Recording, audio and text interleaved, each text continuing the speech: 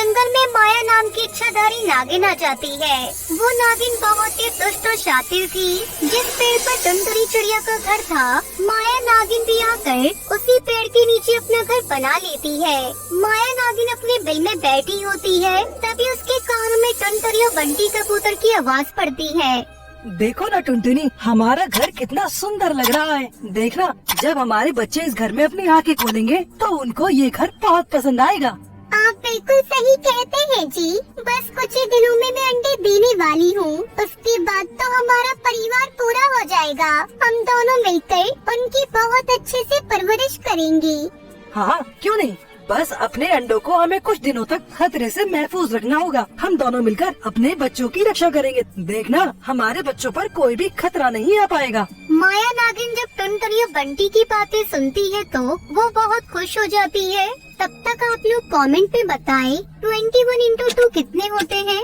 अरे वाह, ये हुई ना बात। अब तो मुझे शिकार करने के लिए ज्यादा मेहनत भी नहीं करनी पड़ेगी। मेरे शिकार ने तो खुद मुझे ढूंढ लिया है।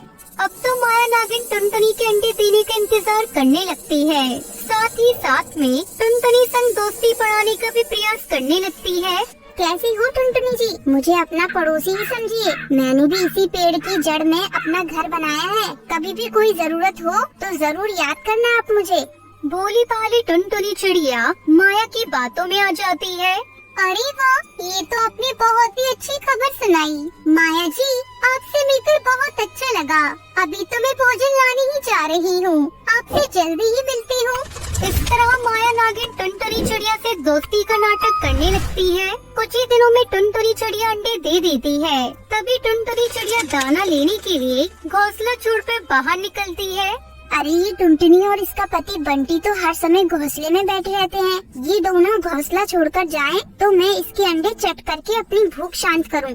तभी माया नागिन एक प्लान सोचती है। मैं झट से भेष बदलकर तोता का भेष धारण कर लेती हूँ।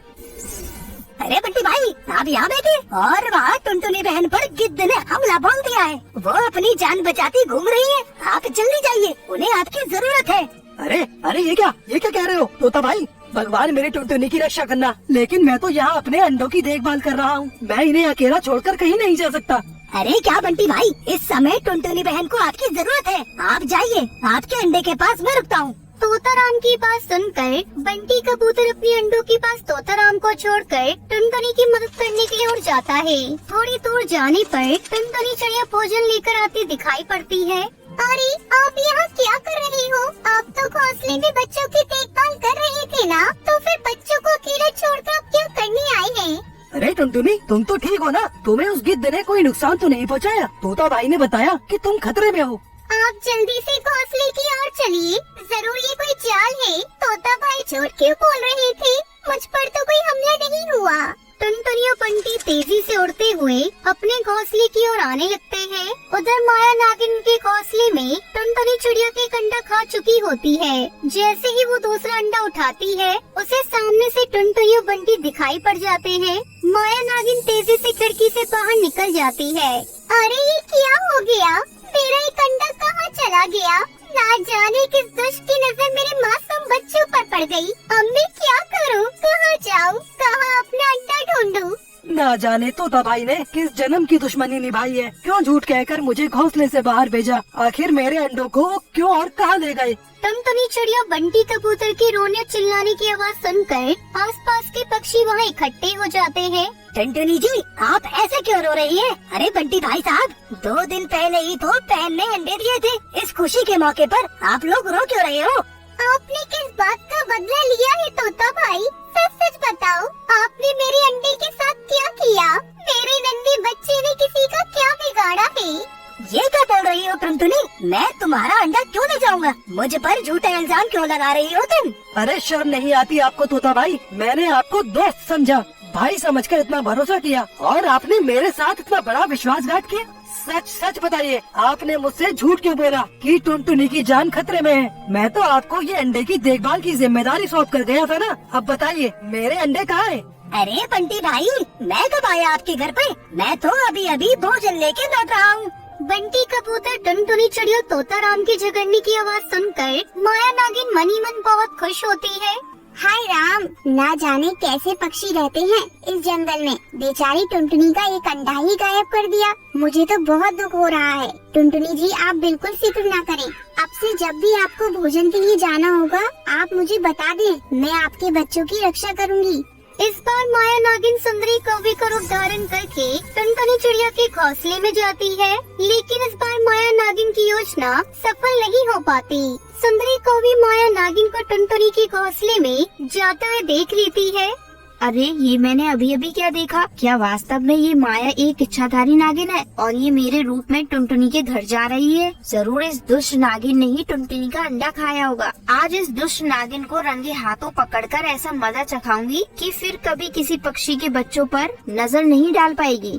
सुंदरी कौवे जाकर अपने पति और बेटे कालू कौवे को बुला लेती है। सभी कौवे जाकर टुनटुनी के घोंसले को घेर लेते हैं। सुंदरी जाकर टुनटुनी का दरवाजा खटखटाती है।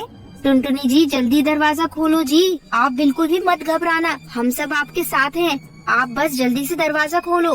अरे, सुंदरी बहन जी तो भी घर में आई है, तो ये दरवाजे के बाहर से किसकी आवाज है? टुनटुनी जल्दी से दरवाजा खोलती है तो देखती है कि सामने सुंदरी अपने पूरे परिवार के साथ खड़ी हुई होती है। अंदर बैठी माया नागिन अपनी पोल खोलते थे वापस अपने नागिन वाले रूप में आ जाती है और भागने लगती है। माया नागिन, आज तुझे इतनी आसानी से नहीं भागने दूंगी। अगर तू पूरी तैयारी के साथ आ सकती है तो समझ ले, आज हम भी पूरी तैयारी करके आए हैं। आज तुझे हमसे कोई नहीं बचा सकता। मुझे माफ कर दो पक्षियों, मैं मानती हूँ कि मैंने ही तोते के भेष में टुनटुनी चिड़िया का अंडा खाया था और आज भी मैं सुंदरी के भेष में टुनटुनी चिड़िया के बच्चों का शिकार करने गई थी। लेकिन मैं वादा करती हूँ कि मैं इस जंगल से हमेशा हमेशा के लिए चली जाऊंगी और मैं कभी लौट कर नहीं आऊंगी। ये आप क्या कह रही है माया बहन? मैंने तो आपको अपना दोस्त समझा था। मैं कभी सोच भी नहीं सकती थी कि आप मेरे बच्चों को खाने के बारे में सोच सकती हो।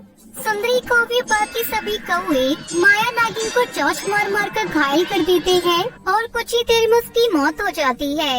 इस कहानी से हमें सीख मिलती है कि कुछ लोग अपनी दुष्प्रवृत्ति को कभी भी नहीं छोड़ते, इसलिए ऐसे व्यक्ति से अच्छाई की उम्मीद करना अपने लिए गड्ढा खोदने के समान होता है। ये कहानी टुनटुनी नाम की चिड़िया की है जो ढोलकपुर गांव में रहती थी। टुनटुनी चिड़िया बहुत गरीब थी, वो बहुत मेहनत करती थी, फिर भी अपने लिए 2 वक्त के भोजन का इंतजाम नहीं कर पाती थी। एक बार अपनी गरीबी से तंग आकर टुनटुनी चिड़िया सोचती है, अब मैं इस गरीबी से तंग आ गई हूँ, अब तो भगवान ही मेरी मदद करेंगे, नहीं तो आज मैं इस मंदिर में ही अपना सर पटक पटक कर जान दे दूंगी। ऐसा सोचकर टुनटुनी चिड़िया मंदिर में जाकर भगवान की मूर्ति के सामने अपना सर पटकने लगती है। टुनटुनी को ऐसा करता देख अचानक एक साधु वहाँ आ जाते हैं। अरे बेटा, तुम्हारे जीवन में ऐसा क्या दुख है कि तुम ईश्वर के सामने अपना सर पटक रही हो? अगर तुम्हें कोई कष्ट है तो मुझे बताओ, मैं तुम्हारी हर संभव मदद करने का प्रयास करूँगा। साधु की बात सुनकर टुनटुनी चिड़िया साधु को अपनी गरीबी और लाचारी के बारे में बताने लगती है। मैं बहुत गरीब हूँ महाराज, बचपन से ही मैं अनाथ हूँ, किंतु मैंने कभी भी हार नहीं मानी। दिन भर मेहनत करने के बाद भी मुझे 2 वक्त का भोजन नसीब नहीं होता। अब मैं इस जीवन से तंग आ गई हूँ। अब या तो ईश्वर मुझे इस गरीबी से मुक्ति दिलाए या फिर मुझे अपने पास बुला ले। टुनटुनी की बात सुनकर साधु महाराज को बहुत दुख होता है और वो उसे समझाने लगते हैं। देखो टुनटुनी, दुख तो हर जीव के जीवन में होता है, लेकिन हमें उससे घबराकर कभी भी हार नहीं माननी चाहिए। बेटी, हिम्मत रख। यूँ परिस्थितियों से घबराकर तुम्हें अपनी जान देने के बारे में नहीं सोचना चाहिए। अब मैं और नहीं कर सकती साधु महाराज, मेरी हिम्मत जवाब दे चुकी है। साधु महाराज के बार बार समझाने पर भी टुनटुनी उनकी बात नहीं समझती है। अंत में साधु महाराज टुनटुनी से कहते हैं, देखो टुनटुनी, इस संसार में बिना श्रम के कुछ भी नहीं मिलता है। तुम्हारी समस्या का समाधान तो मेरे पास है, किंतु उसके लिए भी तुम्हें मेहनत तो करनी ही पड़ेगी। मैं श्रम करने के लिए तैयार हूँ महाराज, बस आप मेरी समस्या का समाधान बताएं। टुनटुनी, ये मिट्टी का कटोरा है, इसे कोई साधारण कटोरा मत समझना। अब तुम बस सबसे बड़े दान की तलाश करो, उसके स्पर्श से तुम्हारा ये कटोरा सोने के कटोरे में बदल जाएगा और उसी पल तुम्हारी गरीबी और भुखमरी समाप्त होकर तुम्हारे जीवन में सुख और अमीरी आ जाएगी। क्या आप सच कह रहे हैं महाराज? अगर ऐसा ही तो मैं आज इस महादानी पक्षी की तलाश में निकल जाती हूँ। अवश्य मुझे कोई न कोई दानवीर पक्षी मिल ही जाएगा। ये तो बड़ा सरल सा कार्य है। महाराज से मिट्टी का कटोरा लेकर टुनटुनी किसी दानी पक्षी की तलाश में निकल जाती है। मंदिर में मैंने बहुत से पूजा पाठ और दान पुण्य करने वाले पशु पक्षियों को देखा है। अवश्य ही मुझे वहाँ कोई दानी मिल जाएगा जिससे मेरा कटोरा सोने की कटोरी में बदल जाएगा। ऐसा सोचकर टुनटुनी मंदिर की सीढ़ियों में जाकर बैठ जाती है। शाम ढलने को होती है, तभी उसे एक कबूतर दिखाई पड़ता है